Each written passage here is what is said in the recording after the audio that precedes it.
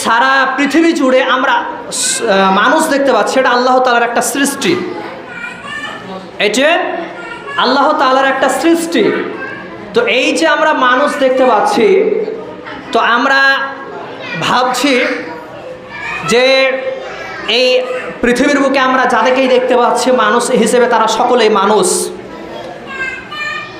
কিন্তু কোরআন এবং হাদিস যদি আমরা পড়ে দেখি বা বিবেচনা করে দেখি, তাহলে আমাদের চোখের সম্মুখে বা চোখের সামনে যে মানুষগুলো বা যে প্রাণীগুলো ঘুরে বেড়াচ্ছে, সে নারী হোক বা পুরুষ হোক, অধিকাংশই কিন্তু সেই মানুষরূপী শয়তান আমাদের রূপে পরিগণিত হচ্ছে, ঘুরে বেড়াচ্ছে। তো এই যে মানুষ আমরা নিজেদেরকে ভাবছি, আমরা নিজেদেরকে মানুষ বলে পরিগণিত করছি, মানুষ হিসেবে বিবেচনা করে পৃথিবীর বুকে ঘুরে বেড়াচ্ছে, আদৌ কিন্তু অনেকেই আমরা মানুষ হতে পারিনি। যদি মানুষ হতে পারতাম, একটা মনে করুন গরুর পেট থেকে যেটা জন্ম নেয় সেটা গরু হয়, গরুর পেট থেকে যেটা জন্ম নেয় তাকে গরুই বলা হয়। একটা আপনার ছাগলের পেট থেকে জন্ম নিলে ছাগলই হয়। একটা হাঁসের মুরগির পেট থেকে যেটা জন্ম নেয় তাকে হাঁস মুরগি বলা হয়, অন্য নামে কিন্তু ডাকা হয় না। কিন্তু একটা মানুষের পেট থেকে যখন জন্ম নেয়, একটা মানুষের পেট থেকে যখন বাচ্চা হয়, সে ছেলে হোক মেয়ে হোক, তাকে কিন্তু মানুষ বলা হয় না, তাকে মানুষ তৈরি করতে হয়। যদি মানুষের পেট থেকে জন্ম নিলেই মানুষই হয়, তাহলে মানুষ কেন বলে যে আমার ছেলেটাকে মানুষের মতো মানুষ তৈরি করতে পারলাম না, আমার ছেলেটাকে আমার মেয়েটাকে মানুষের মতো মানুষ তৈরি করতে পারলাম না? কোনো ধরনের গল্প হবে না, বক্তব্য শুনতে হবে একদম গল্প বন্ধ করে। মা বোন আপনারা একদম গল্প বন্ধ করুন।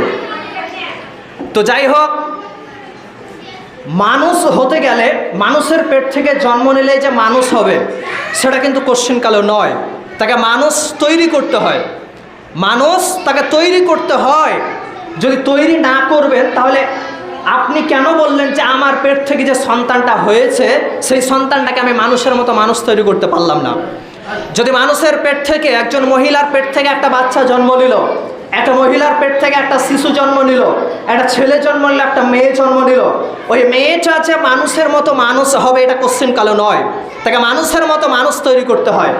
যদি তাই হয়, তাহলে ওই মানুষটা মানুষের পেট থেকে জন্ম নিয়ে কেন পৃথিবীর বুকে এত দুর্নীতি করে, এত দাগাবাজি কেন করে, এত লুণ্ঠন, ছিনতাই, চুরি, ডাকাতি, জেনা, ব্যভিচার, সুদ খাওয়া, আপনার এভাবে সারা বিশ্ব জুড়ে যত ধরনের অন্যায় অবিচার রয়েছে, সকল অন্যায় অবিচারগুলো কেন একজন মানুষ করতে থাকে?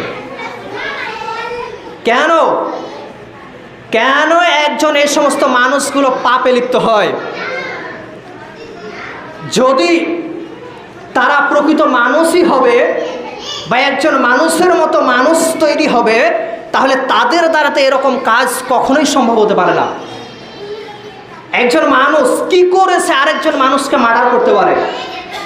একজন মানুষ তার ভিতরে যদি মনুষ্যত্ব থাকে, তাহলে কি করে সে আরেকজন মহিলার সঙ্গে জেনা ব্যভিচারে লিপ্ত হতে পারে? একজন মানুষ তার ভিতরে যদি মনুষ্যত্বই থাকে, তাহলে কিভাবে সে আরেকজন মানুষের কাছ থেকে সুদ ভক্ষণ করতে পারে? একজন মানুষ যার ভিতরে মনুষ্যত্ব রয়েছে, তার ভিতরে যদি মনুষ্যত্বই থাকে, তাহলে মনুষ্যত্ব তার ভিতরে থাকার পরে এভাবে সারা বিশ্ব জুড়ে কিভাবে সে অন্যায় লিপ্ত হতে পারে? যদি তার ভিতরে এই মনুষ্যত্ব থাকে, তাহলে সে কোশ্চেন কালেও এই সমস্ত অন্যায় লিপ্ত হতে পারতো না। আল্লাহ তাআলা বলছেন, ওয়ালাকাদ কাররামনা বানি আদম, আমি আদম সন্তানকে সম্মানিত করেছি, আমি আদম সন্তানকে সম্মানিত করেছি, তাকে সম্মানের উঁচু আসনে বসিয়েছি। আল্লাহ তাআলা আমাদেরকে সম্মানের উঁচু আসনে বসিয়েছেন। মানুষ হিসেবে আল্লাহ তাআলা সৃষ্টি করেছেন। আল্লাহ তাআলা আমাদেরকে হাত দিয়েছেন, চোখ দিয়েছেন, কান দিয়েছেন, নাক দিয়েছেন, চলার জন্য পা দিয়েছেন। তো এই যে এত নিয়ামত আল্লাহ তাআলা আমাদেরকে দিয়েছেন, তো এই নিয়ামতের আমরা সঠিক ব্যবহার এখন পর্যন্ত আমরা করতে পারিনি। আল্লাহ তাআলা আমাদেরকে হাত দিয়েছেন ভালো জিনিস ধরার জন্য।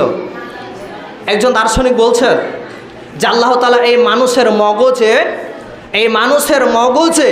যে মগজ, যে ছাগল গরু জবাই করলে যে মাথা থেকে মগজ বের হয়, সে মগজ থেকে যে একটা গোলভাবে একটা জিনিস জড়া থাকে, তো এই দার্শনিকটি বলছেন বা বৈজ্ঞানিকটি বলছেন যে একজন মানুষের খুলিতে সেই মগজে যে গোলাকৃতি জিনিসটা থাকে, সেই জিনিসটাকে যদি আপনার শার্ট করে নিয়ে পুরো পৃথিবীকে যদি পাক দেওয়া হয়, তাহলে ওই মানুষের মগজটা পুরো পৃথিবীকে পাক দেওয়া হবে। তারপরে ওই মগজের যে তার রয়েছে, জোড়া জোড়া আকার রয়েছে, সে আকারটা শেষ হবে না। তাহলে এত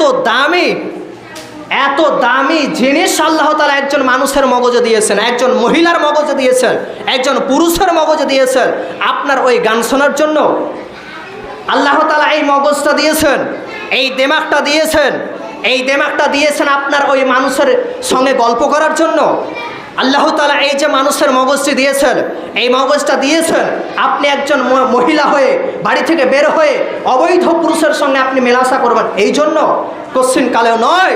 আল্লাহ তাআলা আপনাকে মগজ দিয়েছেন, এই মগজটা দিয়ে আপনি ভালো জিনিস বিবেচনা করবেন। এই মগজটা দিয়েছেন আল্লাহ তাআলা, দিমাগ দিয়েছেন, এই দিমাগ দিয়ে আপনি মানুষের কিভাবে উপকার করা যায়, মানুষের কিভাবে ভালো করা যায়, মানুষের সঙ্গে কিভাবে ভালো আচরণ করা যায়, এটা আপনি করবেন। যখন আপনি করতে পারবেন তখনই আপনি প্রকৃত মানুষ হতে পারবেন। তো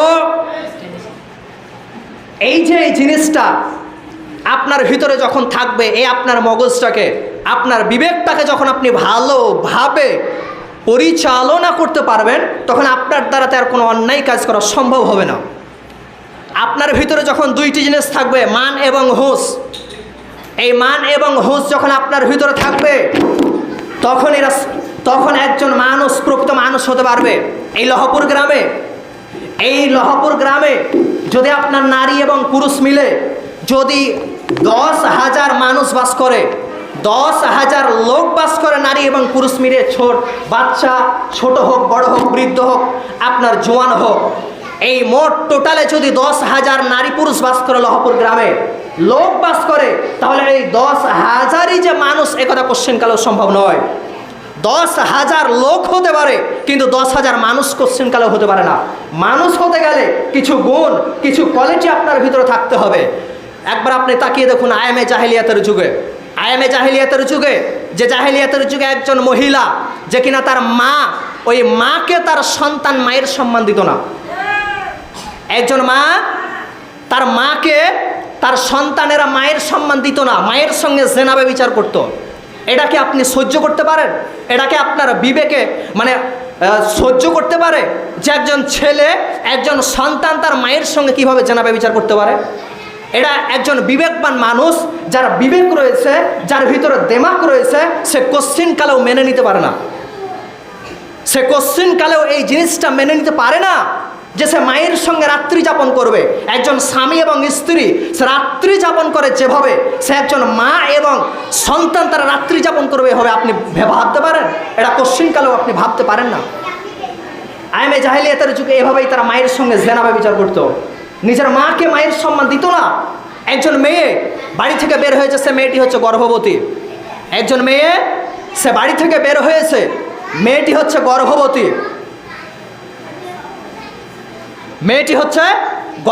মেয়েটির পেটে বাচ্চা রয়েছে। এমতো অবস্থায় সে বাড়ি থেকে বের হয়েছে। কয়েকজন যুবক, 5 জন 7 জন যুবক তারা বসে গল্প করছে। হয়তো তারা আপনার ফ্রি ফায়ার গেম পাবজি খেলছে, 10 জন 5 জন এক জায়গায় বসে। এমতো অবস্থায় জাহেলিয়াতের বা আয়ামে অজ্ঞতার যুগ, যে যুগকে বলা হয়, যে যুগকে মূর্খতার যুগ, বর্বরতার যুগ, জাহেলিয়াতের যুগ, অশিক্ষিতর যুগ, সেই যুগে একজন মহিলাকে কিভাবে তারা অসম্মান করতে একবার ভেবে দেখুন। এই যারা গল্প করছে তাকে বাইরে করে দাও তো। যারা গল্প করছে একদম ওই মেয়েদের থেকে, এই দিক থেকে তাদেরকে একদম বাড়ি পাঠিয়ে দাও। তো সেই জাহিলিয়াতের যুগে মায়েদের সম্মান কিন্তু একবারেই দিত না। একজন গর্ভবতী মহিলা সে বাড়ি থেকে বের হবে, বাড়ি থেকে বের হয়ে গিয়ে তার এক বাড়ি থেকে আরেক বাড়ি যাবে। ভালো করে শুনবেন বক্তব্যটা। একজন মেয়ে, তার পেটে বাচ্চা রয়েছে, এমতো অবস্থায় সে বাড়ি থেকে বের হয়ে আরেকজন বাড়ি যাবে, হয়তো খালার বাড়ি, নানার বাড়ি, ফুফুর বাড়ি। তো সে একাই যেতে পারতো না। বাড়ি থেকে বের হয়েছে 10 জন 5 জন যুবক, তারা বাড়িতে বাইরে গল্প করছে রাস্তার ধারে বসে। এমতো অবস্থায় তারা একজন যুবক বলছে, দেখবি এই মেয়েটির পেটে কি বাচ্চা রয়েছে, তোরা দেখবি এই মেয়েটি যে গর্ভবতী হয়ে আছে, এই মেয়েটির পেটে যে কি বাচ্চা রয়েছে তোরা যা দেখবি। একজন যুবক বলছে যে এই মেয়েটির পেটে বাচ্চা রয়েছে ছেলে, এই মেয়েটির পেটে ছেলে বাচ্চা রয়েছে। তখন আরেকজন যুবক বলছে না না না না, এই মেয়েটির পেটে ছেলে বাচ্চা নয়, এই মেয়েটির পেটে আছে মেয়ে বাচ্চা।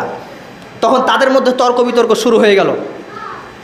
কান করে শুনুন যে একজন মহিলাকে কিভাবে জাহিলিয়াতের যুগে অসম্মান করা হতো, আর বর্তমান সময়ে আপনার মেয়েদেরকে কেমন সম্মান দেওয়া হচ্ছে। জাহিলিয়াতের যুগে তাদের মনুষ্যত্ব ছিল না, তারা মানুষের জগৎ ছেড়ে পশুর জগতে চলে গেছিল। একজন পশু যেভাবে তার ভিতরে দেমাগ না থাকার কারণে আর একটা পশুকে ধাক্কা মারতে সে দ্বিধাবোধ করে না, একজন পশুর ভিতরে দেমাগ না থাকার কারণে সে আর একটা পশুর সঙ্গে আপনার জনসম্মুখে মিলন করতে দ্বিধাবোধ করে না। তো ঠিক ওই রকমভাবে একজন মানুষের ভিতরে পশুত্বের আচরণ ঢুকে গিয়েছিল, যার কারণে মেয়েদেরকে সম্মান দিত না, গর্ভবতী মহিলাদের পেট চিরে বাচ্চা বের করে দিত। তো ওই যুবকের আলোচনা করছে যে এই মেয়েটির পেটে ছেলে বাচ্চা রয়েছে, কেউ আলোচনা করছে না না না না না এই মেয়েটির পেটে মেয়ে বাচ্চা রয়েছে। তো তাদের মধ্যে তর্ক শুরু হয়ে গেল, কেউ বলছে না ছেলে বাচ্চা রয়েছে, কেউ বলছে না মেয়ে বাচ্চা রয়েছে। তখন বলছে ঠিক আছে দেখা যাক এই মেয়েটির পেটে কী বাচ্চা রয়েছে দেখা যাক। এমতো অবস্থায় মেয়েটিকে 4-5 জন পুরুষ ধরলো, ধরার পরে একটা তারুয়াল নিয়ে মেয়েটির পেটকে দুভাগ করে দিল, পেটকে দুভাগ করে দিয়ে পেট থেকে বাচ্চাকে টেনে বের করলো, টেনে বের করে দিয়ে বাচ্চাটিকে দেখলো যে ছেলে না মেয়ে।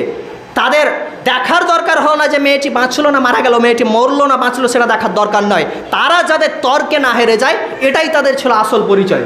এর নামই হচ্ছে জাহিলিয়াত, এর নামই হচ্ছে অজ্ঞতার যুগ, এর নামই হচ্ছে বর্বরতার যুগ। তাহলে জাহিলিয়াতের যুগে তারা মানুষ ছিল না, তারা পশুতে পরিণত হয়ে গিয়েছিল, যার কারণে 1 নম্বরে তারা আপনার মায়ের সঙ্গে জেনা ব্যভিচার করতে দ্বিধাবোধ করতো না। 2 নম্বরে আপনার একজন মেয়ের পেটে বাচ্চা থাকলে সেই মেয়ের পেটকে চিরে তারা বাচ্চা বের করতো এবং দেখতো নারী না ছেলে না মেয়ে রয়েছে, এটা তারা বিবেচনা করতো। সম্মানিত উপস্থিতি, ওই জাহিলিয়াতের যুগে সুদ খেতে একজন মানুষ দ্বিধাবোধ করতো না। ওই জাহিলিয়াতের যুগে একজন মানুষ নেশাদার দ্রব্য, বিড়ি, সিগারেট, গুটকা, খৈনি, জর্দা, এভাবে যে কোনো নেশাদার দ্রব্য পান করতে তারা দ্বিধাবোধ করতো না। তাহলে ওই যুগকে বলা হয় জাহিলিয়াতের যুগ, অজ্ঞতার যুগ, মূর্খতার যুগ। কারণ তাদের ভিতরে আপনার কোরআনের জ্ঞান ছিল না, তাদের ভিতরে আপনার হাদিসের জ্ঞান ছিল না। তাহলে আপনাকে বলতে চাচ্ছি যে ওই জাহিলিয়াতের যুগে তারা মায়ের সঙ্গে জেনা ব্যভিচার করত। আর এই বর্তমান সময়ে একজন মানুষ যে আপনার সুদ খেয়ে বেড়ায়, সে নিজের মায়ের সঙ্গে জেনা ব্যভিচার করে, এটা রাসূল সাল্লাল্লাহু আলাইহি ওয়াসাল্লাম বলেছে। তাহলে সেই জাহিলিয়াতের যুগের মধ্যে আর বর্তমান সময়ে যে মানুষটি সুদ খেয়ে বেড়ায় তার মধ্যে পার্থক্য কোথায়? তার মধ্যে পার্থক্য কোথায়? যে মানুষটি জাহিলিয়াতের যুগে সুদ খেত বা যে মানুষটি নিজের মায়ের সঙ্গে জেনা ব্যভিচার করত, আর এই বর্তমান সময়ে একজন মানুষ ব্যাংকে গিয়ে টাকা গুনে সুদ খায়, তাহলে ওই মানুষটির মধ্যে আর এই মানুষটির মধ্যে কোনো পার্থক্য নেই। কেন?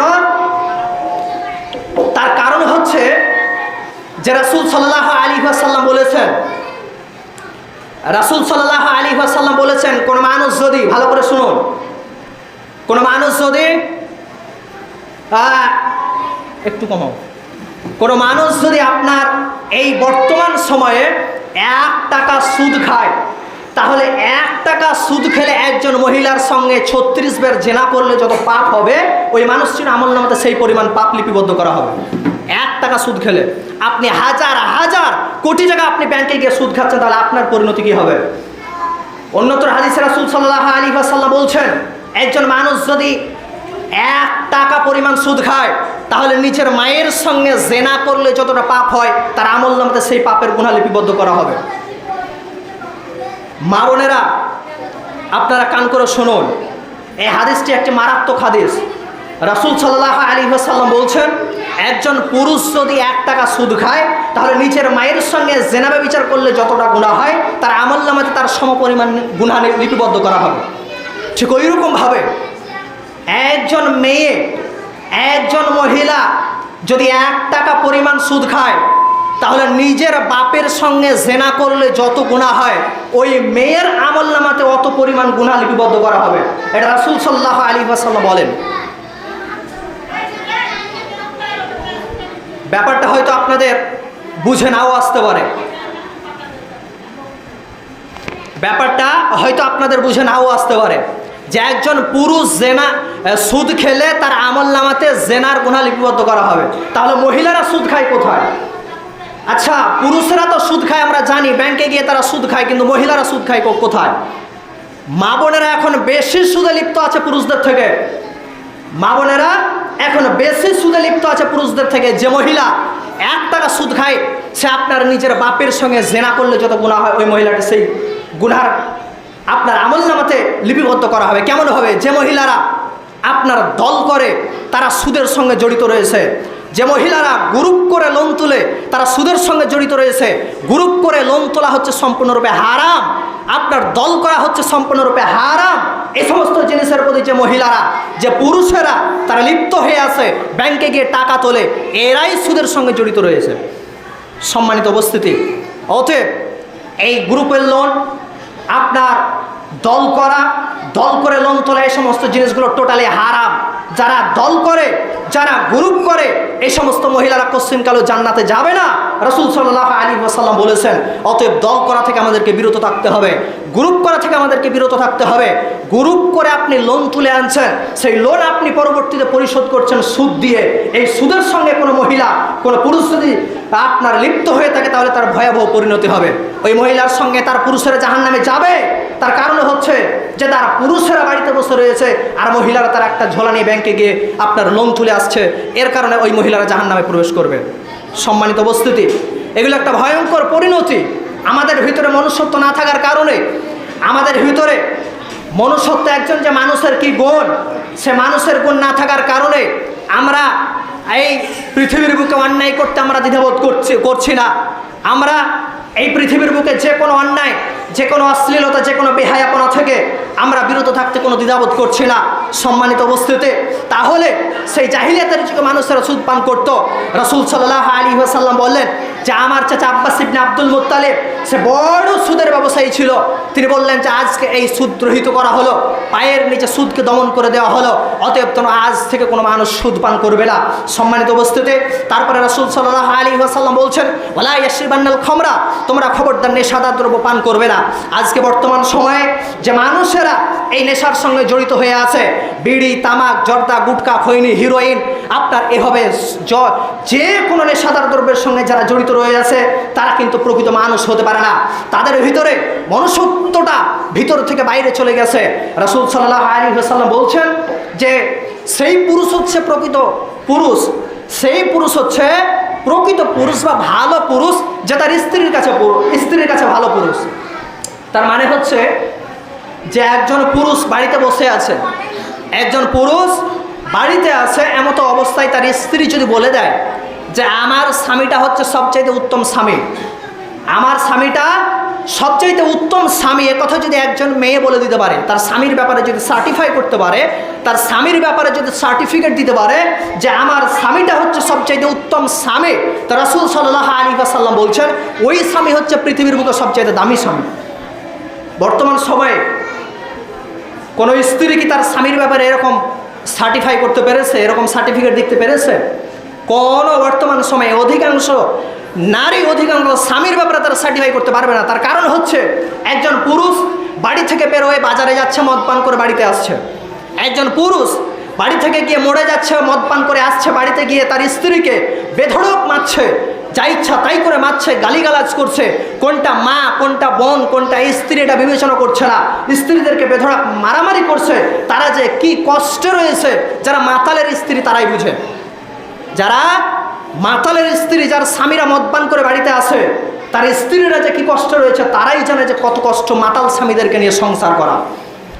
তো যাই হোক, আপনি একজন স্ত্রী, আপনি একজন মহিলা, আপনার দ্বারাতে আপনার স্বামী পরিবর্তন হবে। বর্তমান সময় অনেক মেয়েদেরকে দেখছি, তারা নিষেধ করা তো দূরের কথা, ওদিকে যাও, তারা নিষেধ করা তো দূরের কথা, তার স্বামীদেরকে সাহায্য করছে, মদ খেয়ে আসছে, বাহবা দিচ্ছে। বাড়িতে এসে স্বামী হিরোইন পান করে আসছে, স্বামীর জন্য বিছান পেতে দিচ্ছে, ঘুমাও, আরাম করে ঘুমাও। ওই স্বামীকে ঝাঁটা নিয়ে তাড়বেন যারা মদ পান করে বাড়িতে ঢুকে। ভালো করে শুনে রাখুন মা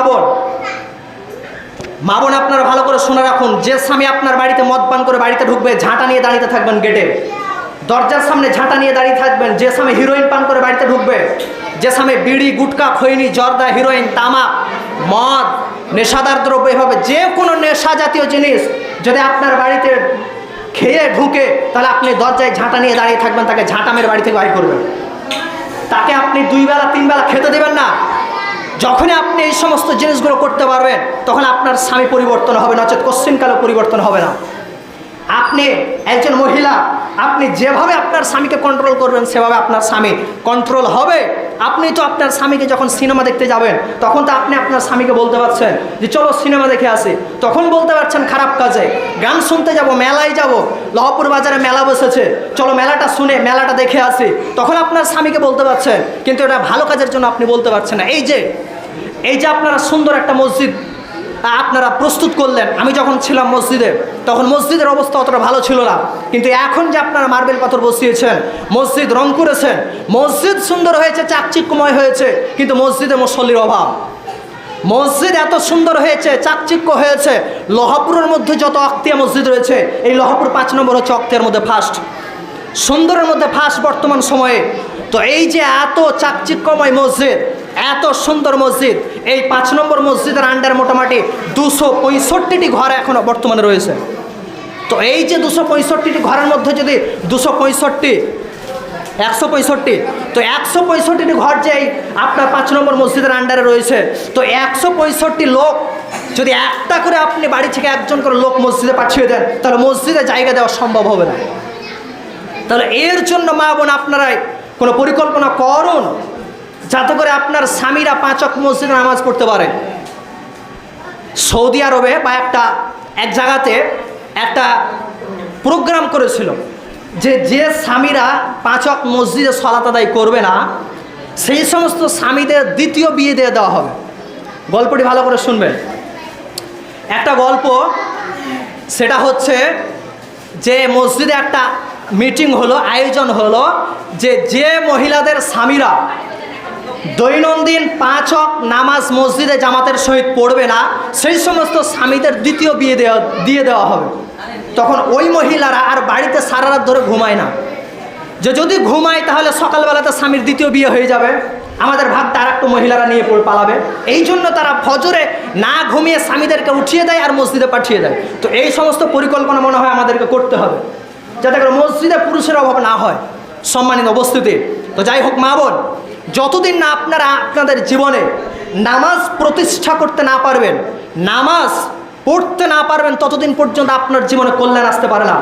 আপনি যতদিন না নামাজ পড়তে না পারবেন, অনেক মানুষ রয়েছে যারা বয়স্ক হয়ে যাচ্ছে, 2 দিন পরে মারা যাবে, 2 দিন পরে মারা যাবে, 1 পা কবরে রয়েছে, 1 পা ডাঙাতে রয়েছে, এমন পর্যায়ে ওই মানুষটি পৃথিবীর বুকে নাচ গান ড্যান্স নিয়ে ব্যস্ত।